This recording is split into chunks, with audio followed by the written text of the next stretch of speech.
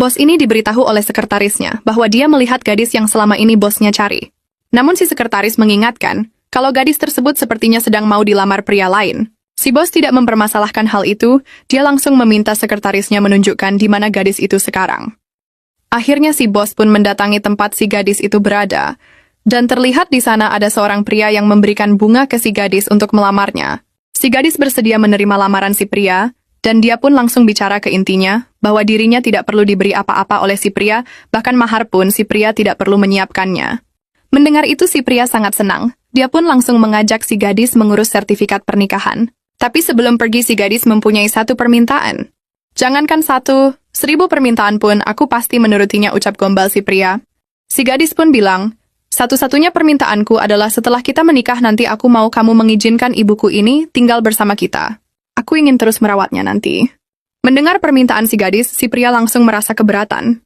Dia tidak mau kalau ibu si gadis yang sakit itu tinggal bersamanya, karena yang ada si pria bakalan direpotkan, dan yang lebih parahnya lagi dia akan jadi bahan ejekan saudara-saudaranya nanti. Tapi si gadis tidak bisa meninggalkan ibunya sendiri, sebab dia tidak punya siapa-siapa lagi di dunia ini. Karena si gadis bersikeras dengan keinginannya, si pria cemen ini lebih memilih meninggalkannya.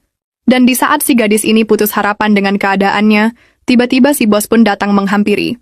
Si bos pun bertanya, gadis cantik, apa kamu masih mengenaliku? Walaupun masih merasa sedih, tapi si gadis berusaha tegar membalas sapaan si bos. 5 tahun yang lalu kamu pernah menolong pria gelandangan di jalan, apa kamu masih ingat?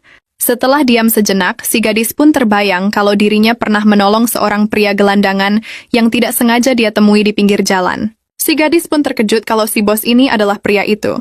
Dan dia juga menanyakan kabarnya selama ini. Si bos mengaku sudah lama dirinya mencari keberadaan si gadis. Dia ingin berterima kasih atas pertolongannya waktu itu. Tak lama si sekretaris pun datang, dia mengantarkan barang yang diminta bosnya itu. Setelah menerima barang tersebut, si sekretaris disuruhnya untuk kembali. Lalu si bos pun bilang kalau dirinya ingin memberikan rumah dan uang ini, untuk membalas semua kebaikan si gadis di waktu itu. Namun si gadis menolaknya, karena menurutnya yang diberikan si bos terlalu berlebihan, tapi si bos tetap memberikannya ke si gadis. Karena menurutnya, semua yang dia dapatkan ini berkat motivasi dan bantuan si gadis.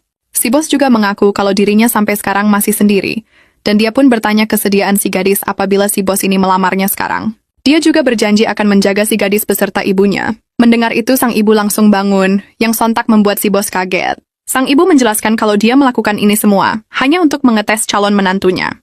Dan melihat ketulusan si bos dan tahu balas budi, sang ibu pun yakin kalau si bos ini adalah pilihan yang tepat untuk putrinya. Lalu sang ibu pun menyerahkan si gadis dan berpesan untuk jangan mengecewakannya.